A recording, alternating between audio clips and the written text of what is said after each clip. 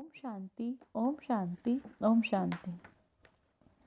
1969 की मुरली की श्रृंखला में ये मुरली है अव्यक्त बाप दादा द्वारा चलाई गई। इस मुरली का शीर्षक है त्रिनेत्री त्रिकालदर्शी त्रिलोकीनाथ बनने की युक्तियाँ। ये मुरली है 17/9/1969, 17th of सितंबर 1969। इस मुरली में बाप दादा कहते हैं, किसको देखते हो? बाबा बच्चों से पूछते हैं, किसको देखते हो? बाबा इसमें त्रिनेत्री त्रिकालदर्शी और त्रिलोकीनाथ बनाने की युक्तियाँ बता रहे हैं। और बाबा पूछते हैं बच्चों से, किसको देखते हो? आकार को देखते व अव्यक्त को देखते हो? बाबा ने कहा, आकार को देखते हो या अव्यक्त को देखते हो? अगर अपनी व औरों की आकृति ना देख अव्यक्त को देखेंगे तो आकर्षण मूर्त बनेंगे। बाबा ने कहा, अगर अपनी व औरों की आकृति को ना देखेंगे, देख अव्यक्त को देखेंगे। यानी कि अगर अपनी आकृति और औरों की आकृति, औरों के देह को नहीं देखेंगे, अगर उससे फरिश्ता स्वरूप में देखेंगे, निराकारी स्वरूप में देखेंगे, तो आकर्षण मूर्त बनेंगे। अगर आकृति को देखते हो तो आकर्षण मूर्त नहीं बनते हो। आकर्षण मूर्त बनना है तो आकृति को मत देखो। अब मैंने कहा, अगर आकर्षण मूर्त बनना है तो देह को मत देखो। आकृति के अंदर जो आकर्षण रूप है उसको देखने से ही अपने से औरों का आकर्षण होगा। अब मैंने कहा, जो देह के अंदर जो आकर्षण रूप है, जो फरिश्ता रूप है, जो निराकारी स्वरूप है, अगर उसको देखने से ही आपने से औरों को आकर्षण होगा। तो अब यही अव्यक्त सर्विस रही हुई है। अब बाबा ने कहा, कौन सी सर्विस रही हुई है? यही अव्यक्त सर्विस रही हुई है कि दूसरे को फरिश्ते के स्वरूप में देखना या तो निराकारी स्वरूप में देखना। व्यक्त में क्यों आते हो? बाबा ने कहा, व्यक्त में क्यों आते हो, इसका कारण क्या है? अव्यक्त बनना अच्छा भी लगता है, फिर भी व्यक्त में क्यों आते हो? व्यक्त में आने से ही व्यर्थ संकल्प आते हैं और व्यर्थ कर्म होते हैं। बाबा ने कहा, अव्यक्त बनना भी अच्छा भी लगता है, फिर भी व्यक्त में क्यों आ जाते हो? अब व्यक्त में आने से क्या होता है? बाबा कहते हैं, जब व्यक्त में आ जाते हो, वाणी में आते हो, जब अपने आप को देह समझने लगते हो, तब क्या होता है? आने से व्यक्त आते ही व्यर्थ संकल्प आने लगते हैं और व्यर्थ कर्म हो जाते हैं। तो व्यक्त से अव्यक्त बनने में मुश्किल क्यों लगती है? बाबा ने कहा, व्यक्त से अव्यक्त बनने में मुश्किल क्यों लगती है? व्यक्त में जल्दी आ जाते हो, अव्यक्त में मुश्किल से टिकते हैं। देहवान में जल्दी आ जाते हो, देह से परे बहुत मुश्किल से टिकते हैं। इसका कारण क्या है? भूल जाते हैं। बाबा कहते हैं, इसका कारण क्या है? भूलते भी क्यों है? देह अभिमान क्यों आ जाता है? मालूम भी है, जानते भी हो, अनुभव भी किया है कि व्यक्त में और अव्यक्त में अंतर क्या है, नुकसान और फ़ायदा क्या है, यह भी सब मालूम है। जब तुम याद में बैठते हो तो देह अभिमान से देही अभिमानी में कैसे स्थित होते हो? क्या करते हो? बाबा बच्चों से पूछ रहे हैं। जब तुम याद में बैठते हो, बाबा को याद करते हो, तो देह अभिमानी से देही अभिमानी में कैसे स्थित होते हो? क्या करते हो? बात तो बड़ी सहज है। तो आप सबने बताया वो भी पुरुषार्थ का ही है। जो आप सबने बताया वो भी पुरुषार्थ का है, लेकिन जानते और मानते हुए भी देह अभिमान में आने का कारण यही है कि देह का आकर्षण रहता है। बाबा ने कहा, सब जानते भी हो, मानते भी हो।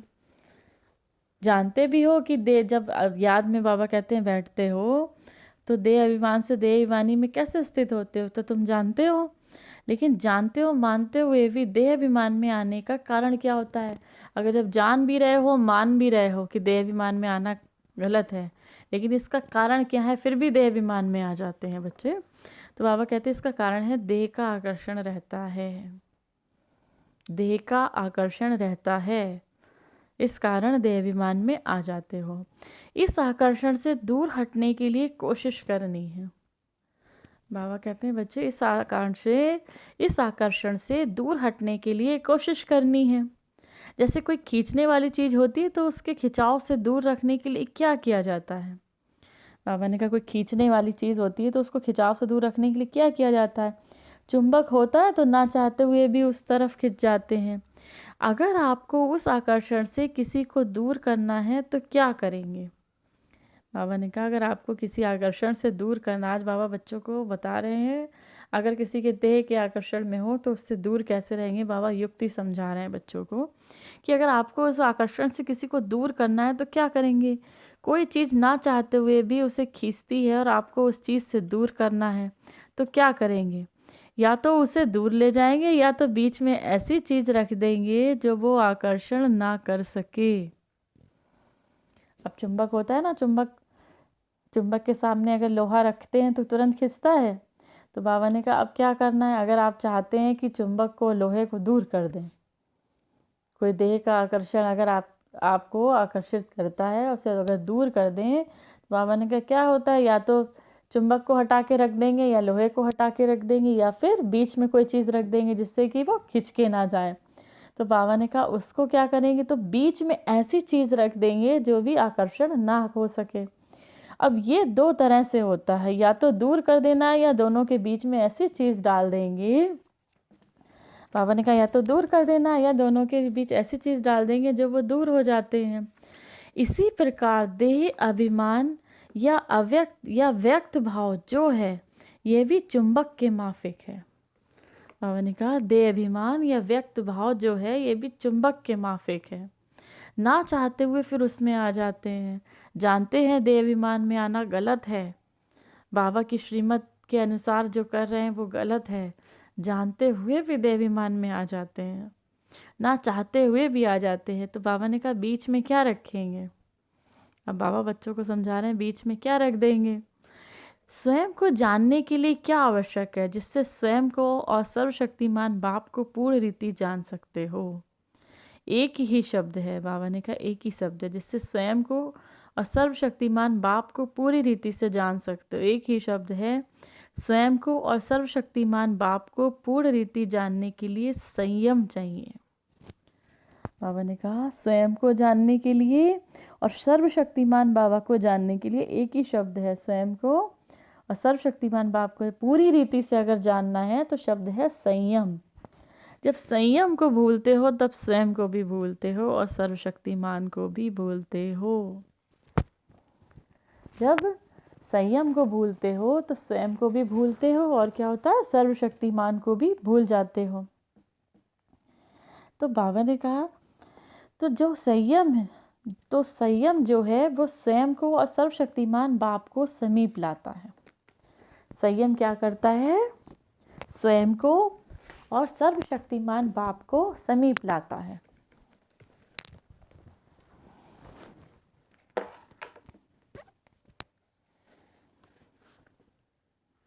तो बाबा कहते हैं अलबेलेपन का संस्कार भी क्यों आता है। अब बाबा ने एक तो पहले शब्द बता दिया कि स्वयं को जानने के लिए क्या आवश्यक है, सर्वशक्ति और सर्वशक्तिमान को बाप को किस रीति से जान सकते हैं। तो बाबा कहते हैं एक ही शब्द है, शब्द है संयम। अब बाबा कहते हैं संयम को भूलते हो तो स्वयं को भी भूल जाते हो, बाबा को भी भूल जाते हो। बाबा कहते हैं अलबेलेपन का संस्कार भी क्यों आता है, कोई ना कोई संयम को भूलते हो। बाबा बच्चों से कहते हैं अलबेलेपन का संस्कार, अलबेलापन माना आलस्य, हो जाएगा कर लेंगे। तो बाबा कहते हैं अलबेलेपन का संस्कार भी क्यों आता है, कोई ना कोई संयम भूल जाते हो। यहाँ पर संयम रखना था और वहाँ पर भूल। तो संयम जो है वह स्वयं को और सर्वशक्तिमान बाप को समीप लाता है। अगर संयम में कमी है, अगर खुद पे कंट्रोल नहीं है, अगर संयम में कमी है तो स्वयं और सर्वशक्तिमान से मिलन में कमी है। तो बीच की जो बात है वह संयम है। कोई ना कोई संयम जब छोड़ते हो तब यह याद भी छूटती है। बाबा ने कहा जब कोई संयम छूटता है तब याद भी छूट जाती है। अगर संयम ठीक है तो स्वयं की स्थिति ठीक है। अगर संयम ठीक है, संयम रख रहे हैं, बहुत सारी चीज़ों का संयम है, उसकी बहुत लंबी लिस्ट है। तो बाबा कहते हैं अगर संयम ठीक है तो स्वयं की स्थिति भी ठीक है, और स्वयं की स्थिति ठीक है तो सब बातें ठीक हैं। तो ये जो देह की जो आकर्षण है वो बार बार अपनी तरफ आकर्षित करती है। अगर बीच में संयम अर्थात नियम रख दो। बाबा कहते हैं जब नियम टूटता है, संयम का अर्थ बाबा एक बहुत स्पष्ट दे रहे हैं, नियम। तो बाबा कहते हैं जो ये नियम टूटता है, सबसे बड़ी समस्या कब आती है? जब नियम तोड़ते हो। तो जब ये नियम टूटता है, बाबा कहते हैं इस बीच में नियम रख दो।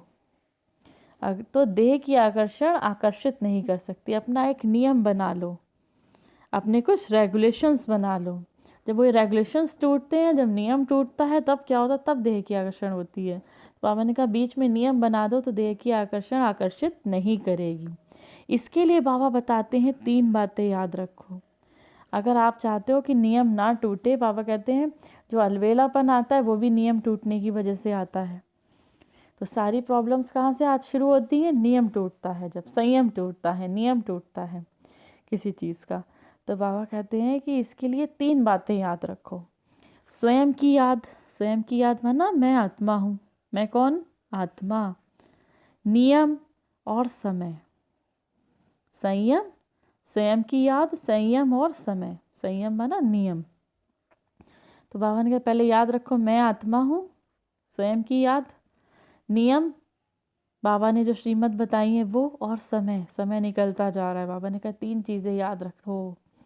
मैं आत्मा हूँ, मैं इन नियमों से बंधी हूँ, मुझे बाबा ने ये नियम बताए हैं, ये बाबा ने मुझे संयम दिए हैं, ये श्रीमत दी है। नियम माना श्रीमत। और बाबा ने कहा समय, समय का ध्यान रखना है। तो अगर जब ये 3 चीज़ें याद रखेंगे तो क्या बन जाएंगे? त्रिनेत्री, त्रिकालदर्शी, त्रिलोकीनाथ। आज बाबा त्रिलोकीनाथ, त्रिनेत्री, त्रिकालदर्शी बनने की युक्ति समझा रहे हैं ना बच्चों को बहुत अच्छे से। तो बाबा ने उसके कहा 3 चीज़ें याद रखो, स्वयं की याद, संयम माना नियम, और समय। तो 3 बातें याद रखेंगे तो त्रिनेत्री, त्रिकालदर्शी और त्रिलोकीनाथ बन जाएंगे। संगम युग का जो आप सबका टाइटल है वो प्राप्त हो जाएगा। संगम युग का जो आप सबका टाइटल है वो प्राप्त हो जाएगा। स्वयं को जानने से सर्वशक्तिमान बीच में आ ही जाता है। जब आप स्वयं को जानते हो कि मैं कौन? आत्मा, तो जब आत्मा खुद को समझते हो तो परमात्मा याद आ ही जाता है। तो बाबा ने कहा जब स्वयं को जानते हो मैं आत्मा हूँ तो सर्वशक्तिमान बीच में आ ही जाता है। तो इन तीनों बातों की तरफ ध्यान दो। कोई भी चित्र देखते हो, कोई भी चित्र को देखते हो, चित्र अर्थात शरीर। बाबा ने कहा चित्र अर्थात शरीर। अगर किसी के शरीर को देखते हो तो शरीर नहीं देखो, लेकिन शरीर के अंदर, चित्र के अंदर जो चेतन है उसको देखो। शरीर के अंदर जो आत्मा है, सबके देखो भ्रिकुटी में चमकता हुआ स्टार है। तो बाबा ने कहा जो चित्र के अंदर जो चेतन है, शरीर के अंदर जो चेतन है, जो आत्मा है, उसको देखो। और उस चित्र के जो चरित्र हैं उन चरित्रों को देखो। अब बाबा ने कहा उस चित्र का, उस देह का जो अच्छे गुण हैं उन गुणों को देखो। चरित्र माना गुण। तो चेतन और चरित्र को देखेंगे तो चरित्र तरफ ध्यान जाने से चित्र अर्थात देह के वाहन से दूर हो जाएंगे। बाबा ने कहा जब आत्मा किसी को देखो तो उसकी आत्मा को देखो, उसके गुणों को देखो। तो जब आप गुण और उसके आत्मा को देखोगे तो देह की तरफ, देह के भान से दूर हो जाओगे। चित्र अर्थात देह के भान से दूर हो जाओगे। एक एक में कोई ना कोई चरित्र जरूर है। बाबा ने कहा एक एक में कोई ना कोई गुण जरूर है, क्योंकि ब्राह्मण कुलभूषण ही गुणवान हैं। बाबा ने कहा क्योंकि ब्राह्मण कुलभूषण ही गुणवान हैं।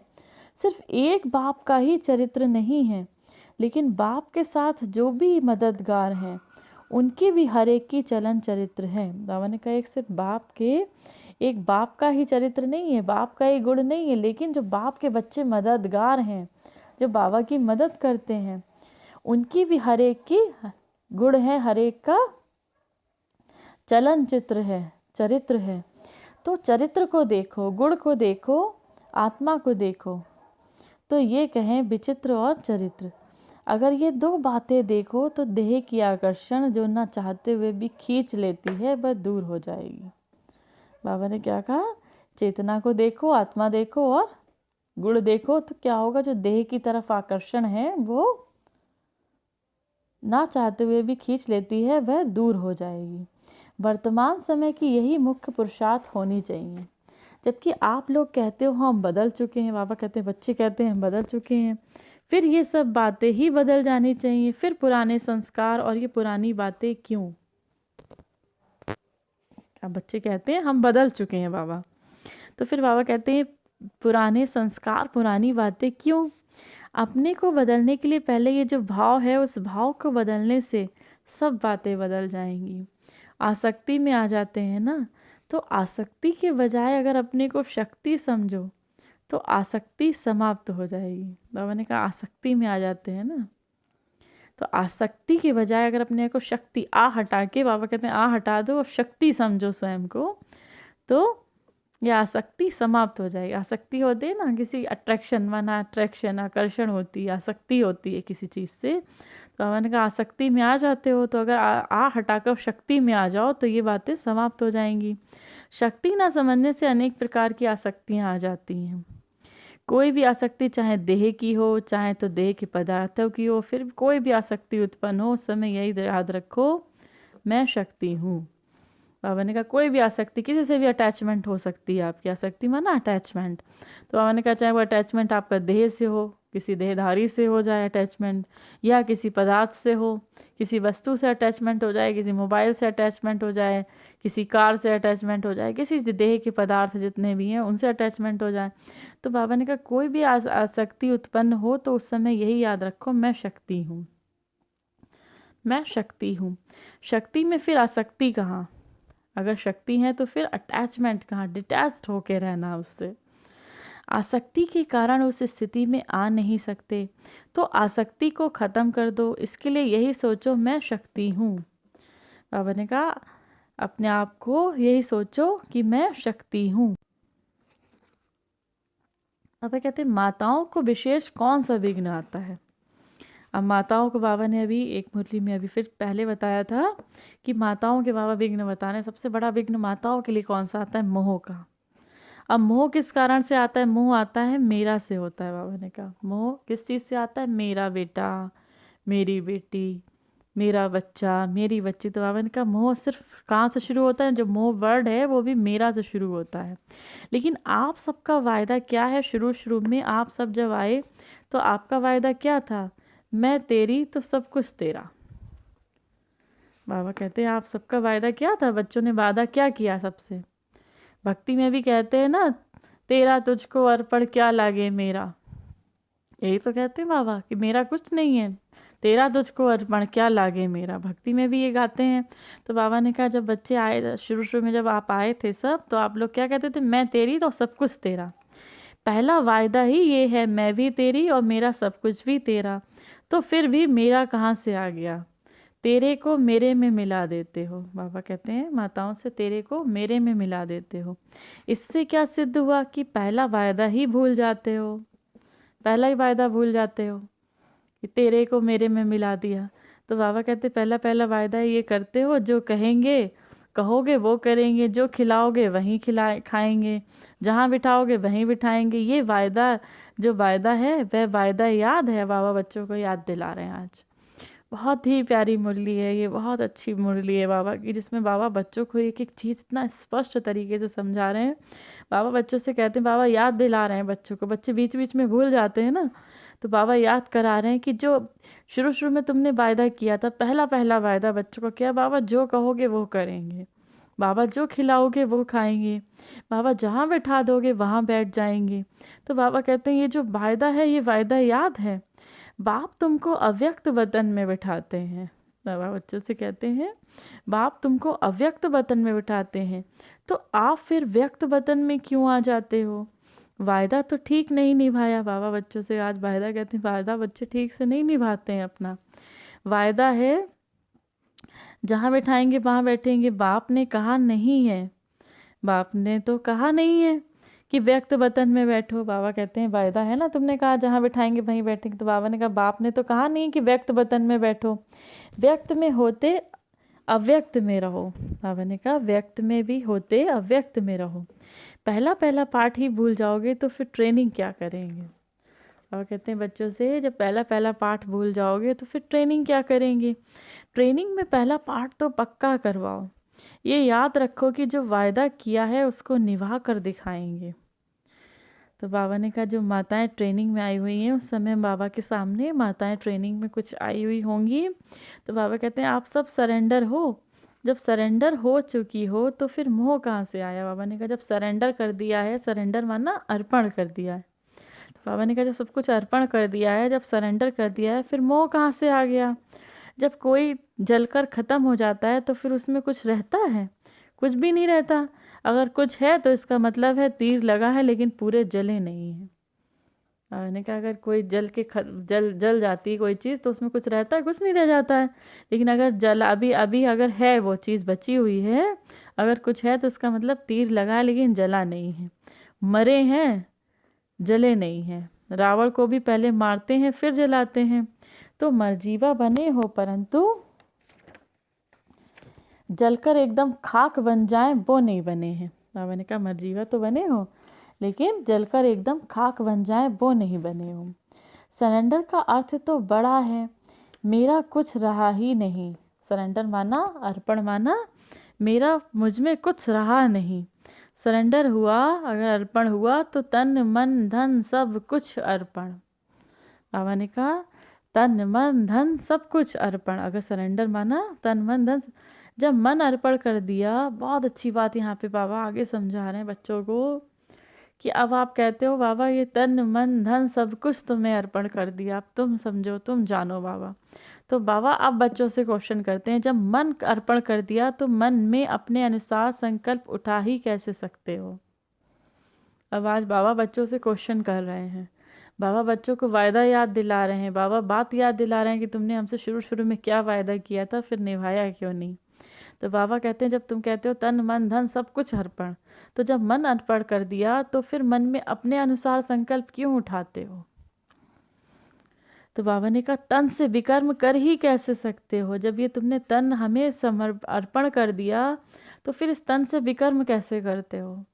और धन धन को भी विकल्प अथवा व्यर्थ कार्यों में लगा ही कैसे सकते हो? आज बाबा तीनों बातें बच्चों से बहुत अच्छे से पूछ रहे हैं कि जब मन अर्पण कर दिया तो मन में व्यर्थ संकल्प कैसे ला सकते हो, अपने अनुसार संकल्प कैसे ला सकते हो, और जब ये तन दे दिया तो इससे विकर्म कैसे कर सकते हो, कैसे खराब कर्म कर सकते हो? जब ये तन बाबा को दे दिया एक बार, और बाबा ने कहा जब तुमने धन दे दिया तो फिर इसे व्यर्थ कार्यों में लगा कैसे सकते हो, कैसे खर्च कर सकते हो इसे व्यर्थ में? इससे सिद्ध है देकर फिर वापस ले लेते हैं। बाबा ने कहा इससे सिद्ध है कि बच्चे देकर फिर वापस ले लेते हैं। जबकि तन मन धन दे दिया है तो मन में क्या चलाना, वो भी श्रीमत मिलती है। उन्होंने कहा जब तन मन धन दे दिया तो मन में क्या चलाना है वो भी श्रीमत मिलती है, तन से क्या करना है वो भी मत मिलती है, धन से क्या करना है वो भी मालूम है। जिनको दिया उन्हीं की मत पर ही चलना होगा। बाबा ने कहा जिसको दिया उसी की मत पर चलना होगा। किसको दिया हमने? तन मन धन शिव बाबा को दिया, तो उनकी श्रीमत पे ही चलना होगा। मन दिया तो मन से मन मना भव, मना ज्ञान मंथन करते रहना है, मन ही मन बाबा को याद करते रहना है। तो बाबा ने कहा जिसने मन दे दिया उसकी अवस्था क्या होगी? मन मना भव, उसका मन वहाँ ही लगा रहेगा। इस मंत्र को कभी नहीं भूलेंगे। जो मन मना भव होगा उसमें मोह हो सकता है? बाबा ने कहा जो मन मना भव होगा, जो मन ही मन बाबा को याद कर रहा होगा, वो क्या उसमें मोह हो सकता है? तो मोह जीत बनने के लिए अपने वायदे को याद करो। बाबा ने कहा अगर मोह जीत बनना है तो अपने वायदे को याद करो। यहाँ ट्रेनिंग से जब निकलेंगे तो आप कौन सा ठप्पा लगवा कर निकलेंगे? बाबा ने कहा जब ट्रेनिंग चल रही थी उस समय बाबा के सामने माताएं बैठी थी, तो बाबा ने कहा जब यहाँ ट्रेनिंग से निकलोगे तो कौन सा ठप्पा लगा कर निकलोगे? मोह जीत का। अगर मोह जीत का ठप्पा लग जाएगा, मोह को जीत लिया, मोह जीत माना मोह को जीत लिया, तो पोस्ट सीधे ठिकाने पर पहुंचेगी। अगर ठप्पा नहीं होगा तो पोस्ट ठिकाने पर नहीं पहुंचेगी। इसीलिए ठप्पा जरूर लगाना है। इन माताओं का ही फिर समर्पित समारोह करेंगे, उसमें बुलाएंगे भी उनको जिन्होंने ठप्पा लगाया होगा। बाबा ने कहा फिर इन माताओं का समर्पण समारोह करेंगे।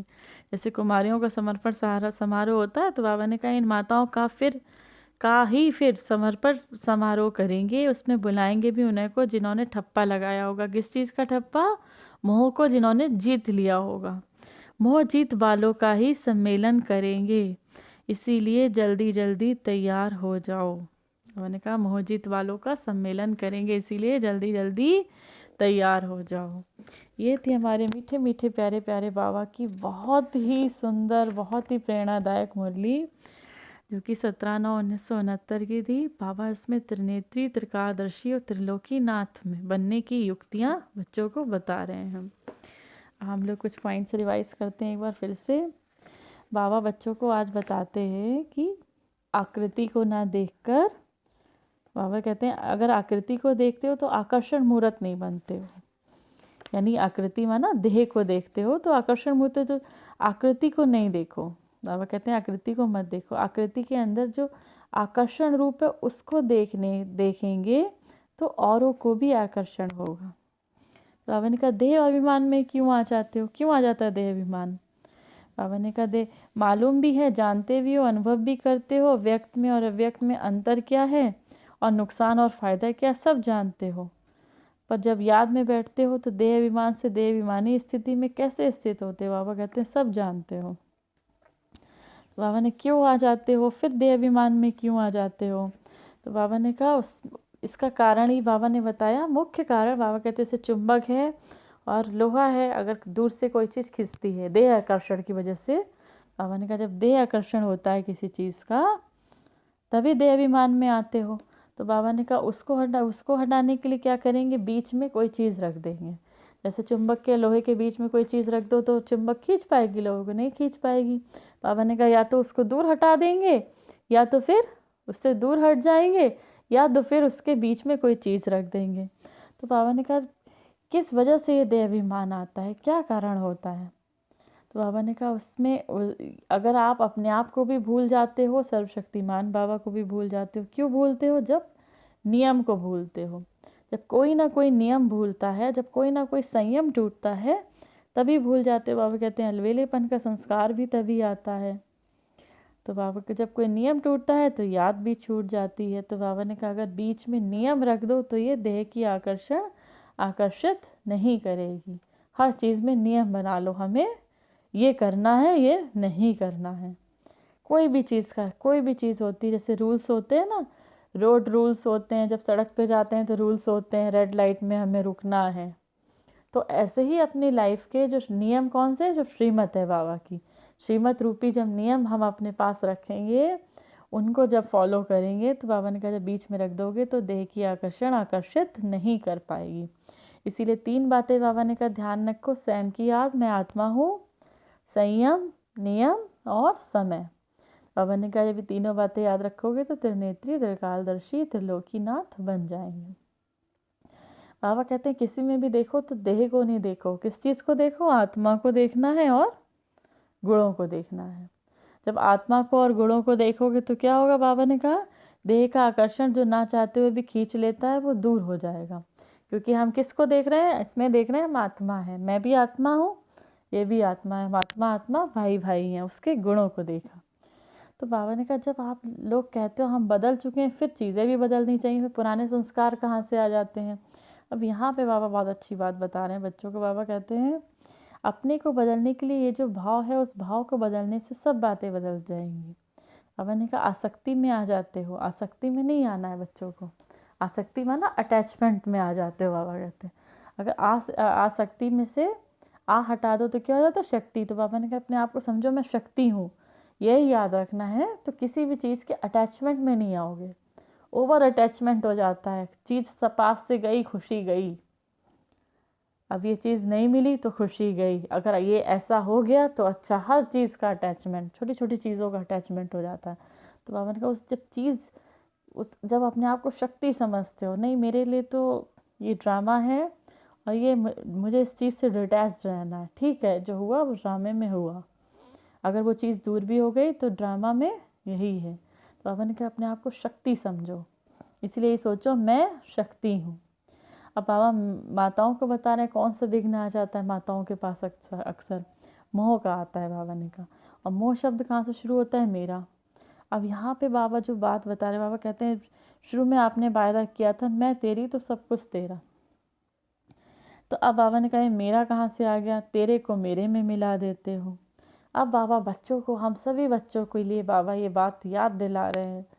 बाबा माताओं से बात करें, लेकिन ये बात हम सभी बच्चों के लिए, एक एक बच्चे के ऊपर है। बाबा ने कहा पहला पहला वायदा किया था बाबा, जो कहोगे वो करेंगे, जो खिलाओगे वो खाएंगे, जहाँ बैठाओगे वहीं बैठाएंगे। तो वायदा याद है? बाबा कहते हैं वायदा भूल जाते हो। तो बाप तुमको अव्यक्त वतन में बैठाते हैं, तो फिर आप फिर व्यक्त वतन में क्यों आ जाते हो? बाबा ने कहा बाप तुमको अव्यक्त वतन में बैठाते हैं, तो आप फिर अव्यक्त वतन में क्यों आ जाते हो? वायदा तो ठीक से नहीं निभाया है। तो बाबा ने कहा बाप ने तो कहा नहीं कि व्यक्त वतन में बैठो, व्यक्त में होते अव्यक्त में रहो। बाबा ने कहा यहाँ पे रहते हुए भी मन मनाभाव से बाबा को याद करते रहो, अव्यक्त वतन में रहो, है ना, अव्यक्त रूप में रहो, फरिश्ता रूप में रहो, निरकारी रूप में रहो, आत्मिक रूप में रहो। तो पहला पहला पाठ ही बाबा ने कहा भूल जाएंगे तो फिर ट्रेनिंग क्या करेंगे? बाबा ने कहा सरेंडर अपने आप को करना है, और जब सरेंडर हो चुकी हो तो फिर मोह कहाँ से आया? बाबा माताओं से पूछ रहे हैं अगर अपने आप को तुमने सरेंडर कर दिया है, फिर मोह कहाँ से आया? तो जब बाबा कहते हैं जब सरेंडर करते कोई चीज़ जल के ख़त्म हो जाती तो फिर वो दोबारा से बनती है कुछ? वो तो बिल्कुल ख़त्म हो जाती। इसका मतलब जलाया नहीं है, अपने संस्कारों को जलाया नहीं है, तो इसीलिए बाबा कहते हैं वो चीज़ें फिर से आ जाती हैं। तो सरेंडर अर्थात मेरा कुछ भी नहीं रहा। सरेंडर, बाबा ने कहा सरेंडर का अर्थ बहुत अच्छा समझा रहे हैं। सरेंडर माना अर्पण। बाबा ने कहा तन मन धन से अर्पण। जब मन से अर्पण कर दिया तो बाबा ने कहा मन में श्रीमत के अनुसार संकल्प आने चाहिए, फिर व्यर्थ संकल्प क्यों आते हैं? अपने अनुसार मन को क्यों चलाते हो? बाबा ने कहा तन को समर्पण कर दिया तो तन से भी कर्म कैसे करते हो? धन को समर्पण कर दिया तो व्यर्थ कार्यों में क्यों लगाते हो? तो तीनों चीज़ों में बाबा बहुत अच्छा से स्पष्ट समझा रहे हैं। बाबा माताओं से कहते हैं आज यहाँ आई हो तो अपने पे एक ठप्पा लगा के जाना है। कैसा ठप्पा? मोहजीत का। बाबा ने कहा मोहजीत, अगर जब माताएं मोहजीत बन जाएंगी, जब ये ठप्पा अपने ऊपर लगा लेंगी, वो मोह नष्टो मोहा बन जाएंगी, तो इन माताओं का फिर से समारोह सम्मेलन करेंगे। ये थे हमारे मीठे मीठे बाबा की, प्यारे प्यारे बाबा की मुरली। आप सभी बाबा के बच्चों को याद प्यार और नमस्ते। हमारे मीठे मीठे प्यारे प्यारे बाबा को याद प्यार और नमस्ते। ओम शांति, ओम शांति, ओम शांति।